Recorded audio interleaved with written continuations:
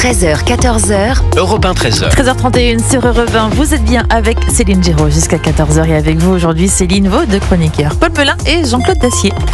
Et on parle de cette actualité qui se tend, de ces relations diplomatiques qui se rafraîchissent chaque jour un peu plus entre l'Algérie et la France. Alger a encore refusé d'admettre sur son sol un ressortissant algérien expulsé et dans la foulée, la compagnie Air Algérie annonce qu'elle exigera désormais des laissez-passer consulaires pour accepter les expulsés à bord de ses avions.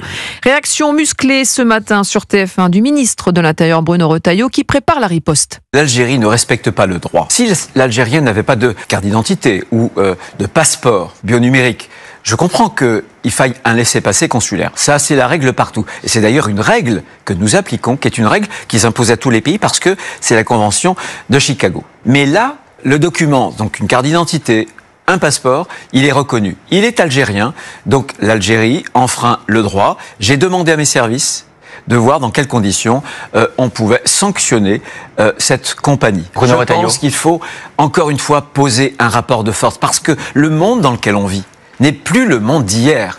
Le monde dans lequel on vit est un monde où il faut montrer parfois les muscles. Quand on ne les montre pas, on est piétiné.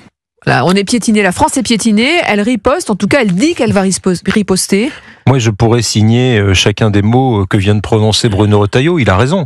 Enfin, on est quand même dans une situation ubuesque. Résumons, l'Algérie, le pouvoir algérien, a fait prisonnier un auteur franco-algérien, Boualem Sansal. Voilà 3 mois qu'il est dans les geôles algériennes, à près de 80 ans, qu'il est malade, qu'il a aucune prise en charge digne de ce nom, que ses avocats sont empêchés et entravés dans leur rôle de défense, que le gouvernement algérien et les médias d'État algériens passent leur temps à dire 1000 insultes par semaine à l'égard de la France. On s'est fait traiter de complot macronito, sioniste, etc.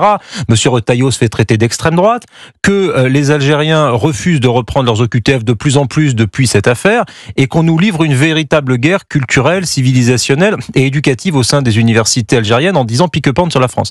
Voilà côté algérien. Et Jerry on the cake, Air Algérie qui désormais exige effectivement le laissez-passer consulaire pour embarquer. Chaque semaine, sa nouvelle provocation du gouvernement algérien et du président Tebboune envers la France. Désormais, c'est l'Algérie. Donc, à un moment donné, je comprends pas, si vous voulez, que la France n'ait pas une position beaucoup plus ferme vis-à-vis de l'Algérie.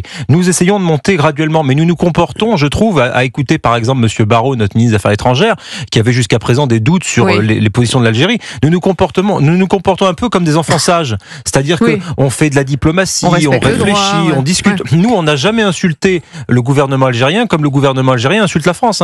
On est très poli, très discipliné. On continue à verser, ça fera le lien avec notre sujet de tout à l'heure sur Saraknafo, on verse des centaines de milliers d'euros d'aide au développement, même des millions, à l'Algérie. Donc, tout va bien. Enfin, à un moment donné, il va falloir changer complètement de politique diplomatique vis-à-vis de l'Algérie. Il va falloir mettre la pression sur les transferts d'argent. Ça fait des mois qu'on le dit. C'est-à-dire, il annonce des choses quand même. Il dit en gros, on va riposter, par exemple, priver un certain nombre de personnalités de la nomenclature, de diplomates, des facilités dont ils bénéficient actuellement, notamment en termes de soins médicaux. Bruno Retailleau, il a beaucoup de bonne volonté et de bonnes idées. Il a raison dans ses prises de position, mais il n'est pas seul.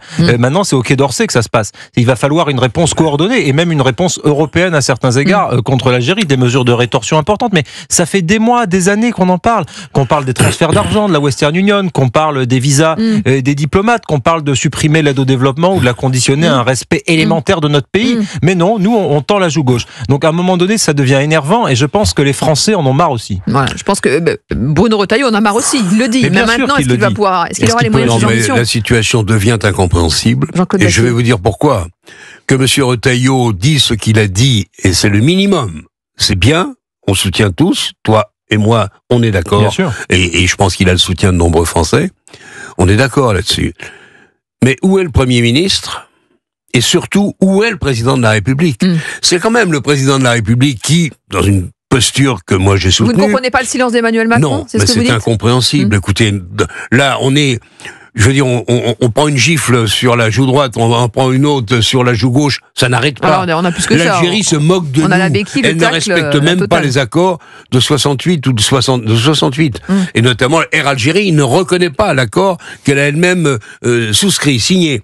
Donc ça devient impossible. Je parle évidemment pas, et je devrais, du sort absolument honteux, scandaleux de Boualem Sansal, qui est malade, qui a un cancer, et qui est mais sans la moindre raison, qui est manifestement une espèce d'otage pris par l'Algérie, emprisonné et pris par l'Algérie pour obtenir je ne sais quoi du gouvernement français. Et nous, Retailleau, bravo, très bien, il a dit ce qu'il avait à dire.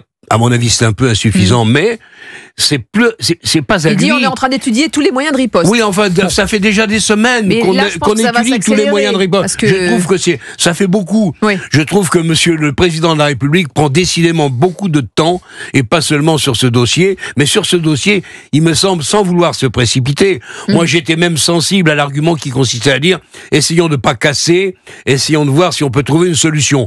Manifestement, on n'y arrive pas. Trouver une solution de bonne loi avec l'Algérie, c'est probablement impossible. Alors, il serait temps peut-être que le président de la République se décidât à exister.